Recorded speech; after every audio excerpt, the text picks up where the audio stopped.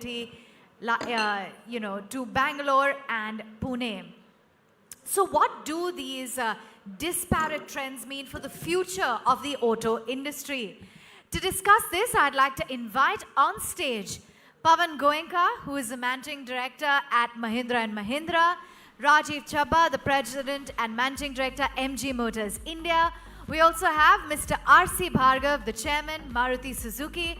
And this discussion is going to be moderated by someone who's a veteran in the auto space himself, Hormas Sarabji. I request you all to please grace the stage. Ladies and gentlemen, a round of applause for our panelists and expert.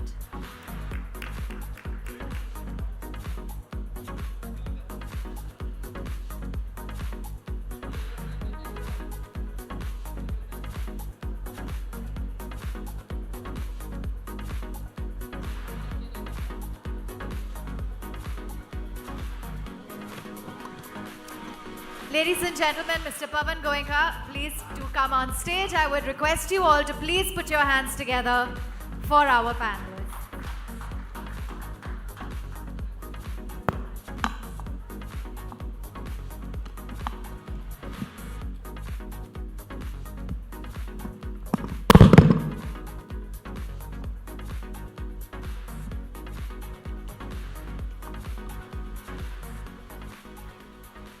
I'm sure this is going to be a much-awaited session with the all-round gloom, doom, and slowdown. Are there green shoots of recovery? What's the road ahead, very literally, for the auto sector? Hormas, I'm going to hand it over to you.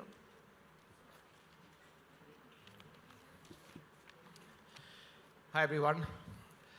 Yes, it is a pretty interesting panel because without meaning to sound cliched, the auto industry, the engine of growth, keeps the wheels of the economy turning, and sometimes I think it's really not given its due enough. But clearly a very important part of any economy or any industry. And Pawan, I'd like to turn to you and just to set the context.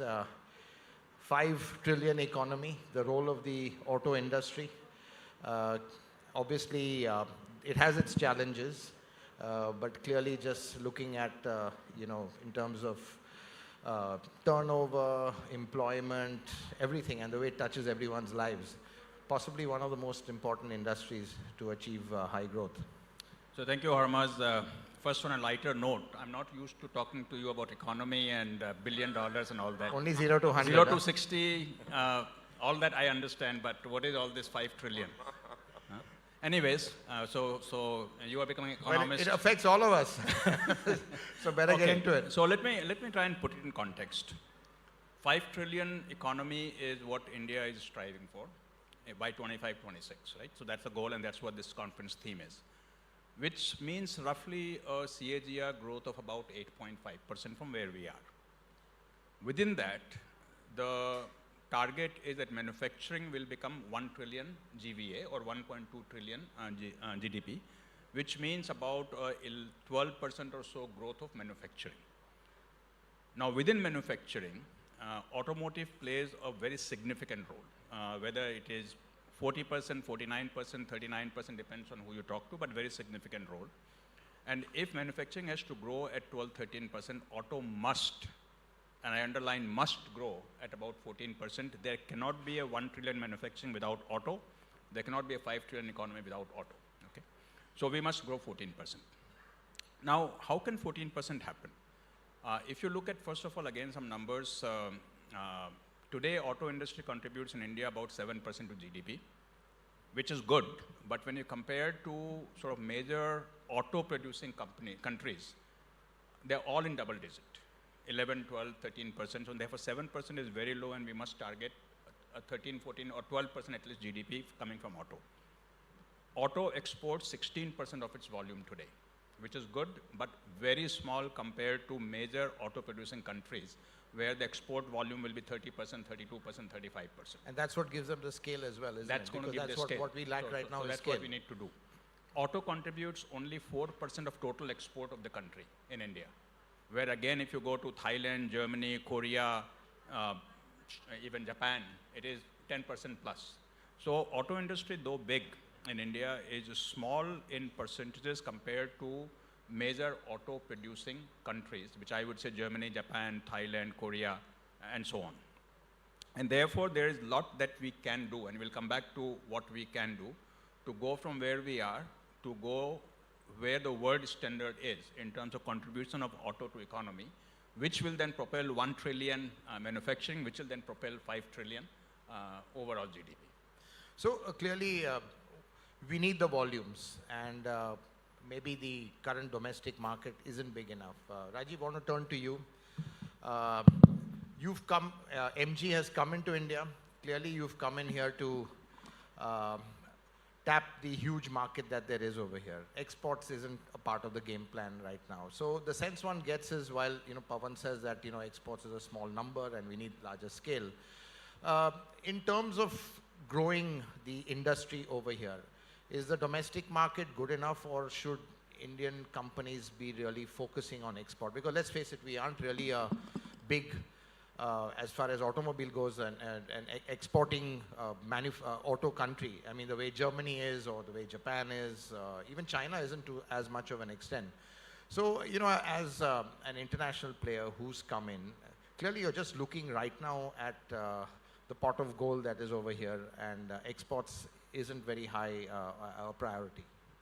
So I won't rule out exports, but just to finish what Pawan boss was saying, that if you look into these numbers, and if you look at last 10 years, passenger vehicles CAGR has been less than 3%, considering especially this year's thing. Even commercial vehicle is only 7%, and two-wheelers also is 7%. If we are talking about 12 to 14% growth in next 10 years, it means we need to do something very different than what we have been doing in last 10 years. What would that be? Right? No, we'll come to that, and I'm sure Pawan and I'll share our perspective. But I'm saying there's a perspective. So means forget about this year. This year happens to be a bad year, which we will come over it in 6 months' time, 9 months' time, whatever. But last 10 years, what we have done is not, if you repeat the same thing what you have been doing, you will not achieve, and this number will become a number, right? So that's one point. Second is export will play an important part, but you have to be very strong domestically, right? So there have been 1 or 2 players, markets like Thailand maybe and Korea, where their export is more than domestic market. But in generally, you have a solid domestic base, and then you export on top of that. So I think we need to look at domestic things also, and export we can improve. Also, one part we are missing probably here, which we Indians are very good at, and I would say Mahindras and Pawan's boss Anand have made that word frugal engineering. I think engineering services can be very strong, and it can be very competitive. It can be an Indian competitive edge. So we can grow big on engineering services too. And I'd like to turn to Mr. Bhargav, who's joining us on a video link, and just get his thoughts on what needs to be done for the auto industry to be sustainable and very competitive manufacturing economy.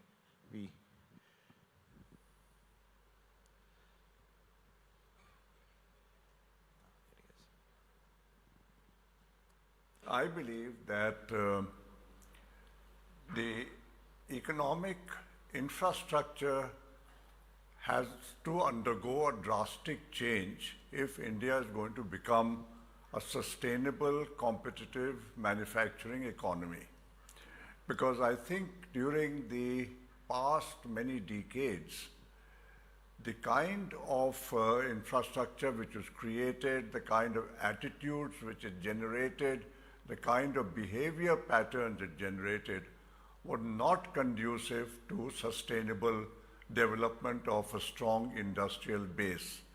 And I think the present Prime Minister has been trying to do that. The ease of doing business has improved substantially, but I still believe there are many more things which will need to happen and which are beginning to happen. In addition, I think the attitudes of people need to change, because people who are adjusted to working in a closed, non-competitive economy have to change their ways of functioning. Similarly, I think it's necessary for us to understand that in the political and social environment which exists in India, it is not possible to follow the Western style of management and attain the kind of success which is required for becoming globally competitive. So I think these things are happening, and during the process of change, the kind of events which we are witnessing are inevitable. So, Pawan, turning to you, clearly there are a lot of challenges, but just to understand, you know, for the auto industry to lead this change, what sort of help would we need from policymakers? I mean, obviously, it kind of needs their empathy, their buy-in. Sense one gets is that, you know, historically, the auto industry, in terms of the kind of optics it has, it's an industry, especially the PVs, is for rich people.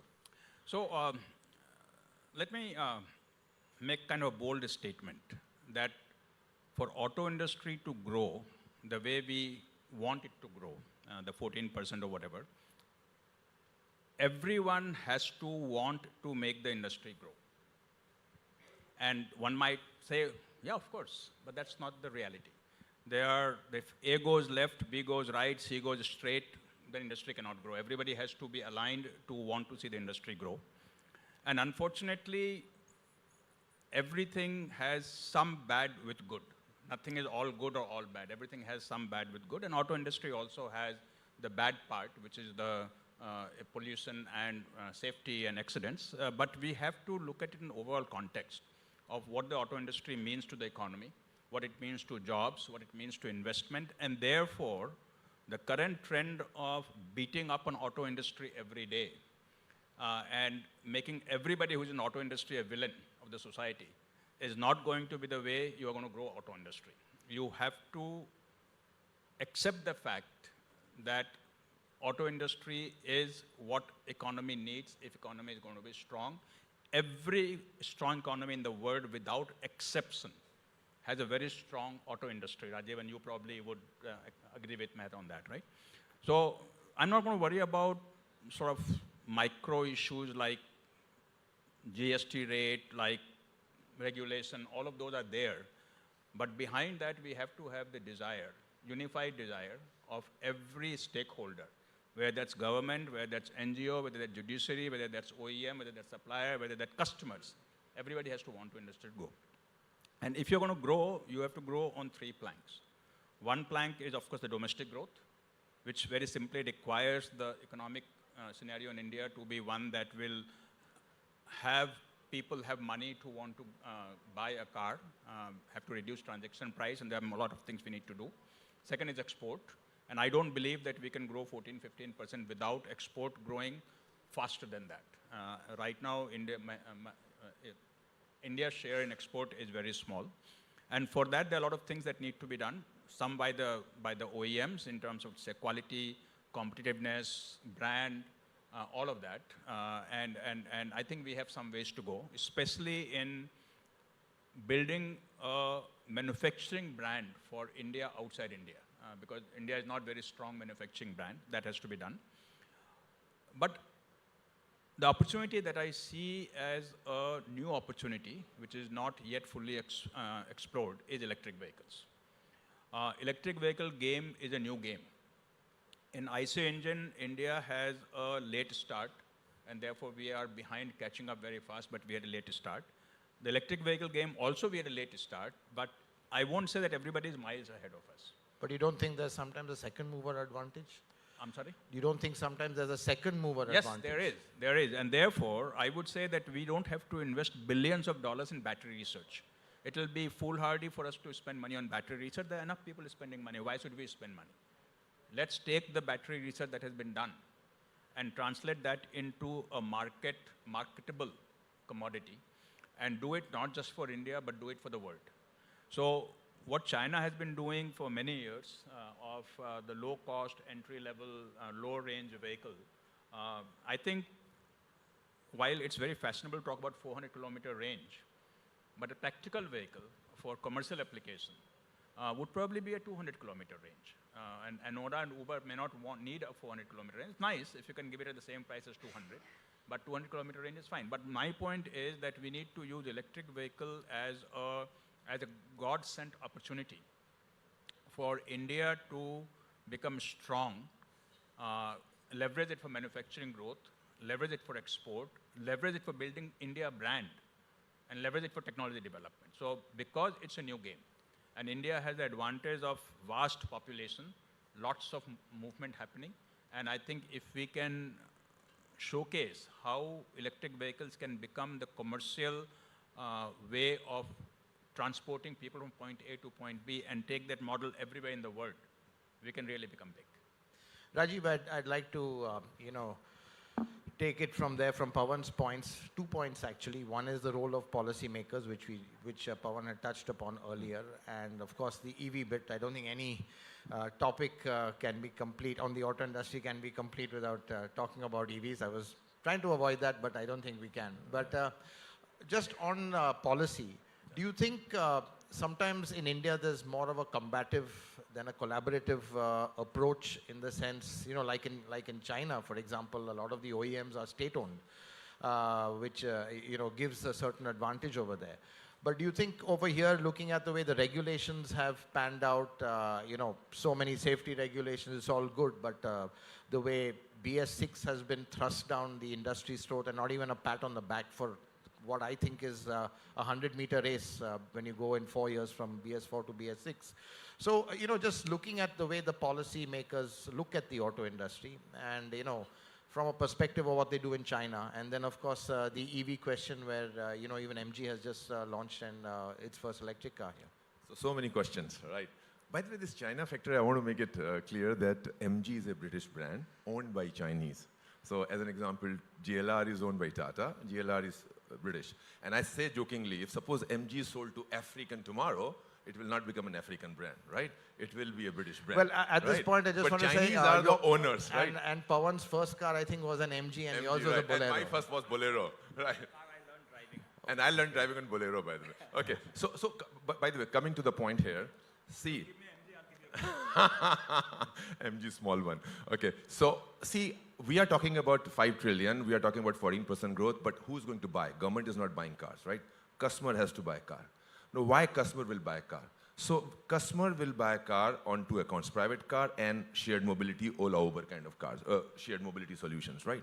So when a customer has to buy a car, it has to be, and now especially youngsters, millennials, everybody is connected. I think Indians also want the best possible product, the best technology, best features at Indian affordable price value equation, right? So that's clear. Now, the government, how government can support all these things is the government has to make very clear the policies for the next 10 years minimum, if not more. Minimum 10 years. Now, government can make the policy based on environmental requirements of our country, safety standards for the car, and the third is the fuel landscape.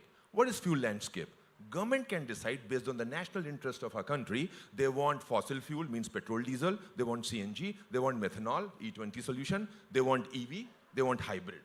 Here, government, we have, I think, competent bureaucrats and competent ministers who can decide what's best for the country, decide the rule, right? And then you say, for the next 10 years, this is what the rule is. Like any new thing, when the child is born, child is in the pram. So you decide, I will support any new thing for first few years and support the industry. But then you decide when the child is 15 years, he has to do something on his own, and 20, 21 years, the guy is out of your home, right? So the government has to make clear policy that for first 3, 4, 5 years, I'll give you this kind of support.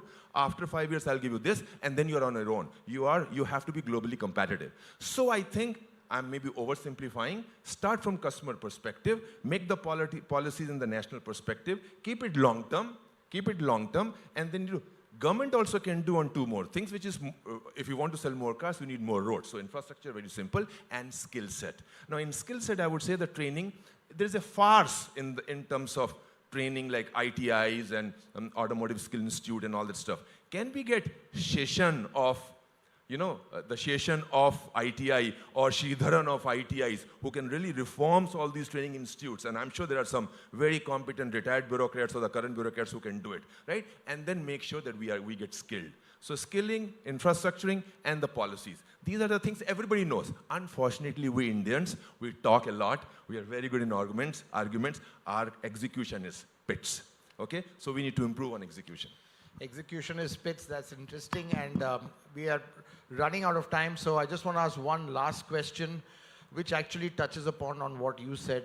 Who's going to buy all these cars? At the end, we're deciding on policy, governments are, deciding certain regulations, you all are making cars, but in the end, it has to be for the end consumer, and that's what I want to talk about and end with, is the end consumer. We've still got around just per 1,000 about 22 people buying cars, a lot of potential, but we are also being faced with a rather finicky, fickle consumer right now. It's the millennial, the centennial, whatever, distraction is huge. They can't concentrate for more than 15 minutes. Sometimes they prefer a touchscreen in a car over the engine. There's the Ola Uber bit. So just a quick wrap up. I think we've got... I think, Hormoz, there's a lot that gets talked about, that with Ola, Uber, the ownership of cars will disappear. Recently, there was a survey done by some independent agency where they had questioned many millennials in India, and they said 100%, not 99.9, 100% of millennials want to own a car. Not necessarily drive to work every day in a car, but they want to own a car. So I think the aspiration to own a car in India is not going away. India still is at about 20 vehicles per 1,000 or something like that, which is the lowest in the world. So even if 2, 3, 4, 5% say I don't want a car, still there is a vast population of people who want to own a car. So therefore, there will not be any shortage of potential customer. However, we have to give the right car. The car of today may not be the car that millennials will want to buy or the next generation will want to buy. Safety is becoming more and more important in India, and people are willing to pay for safety now. It was not the case even 3 years ago. Emission, obviously, is becoming extremely important. Many of our cities have become unlivable.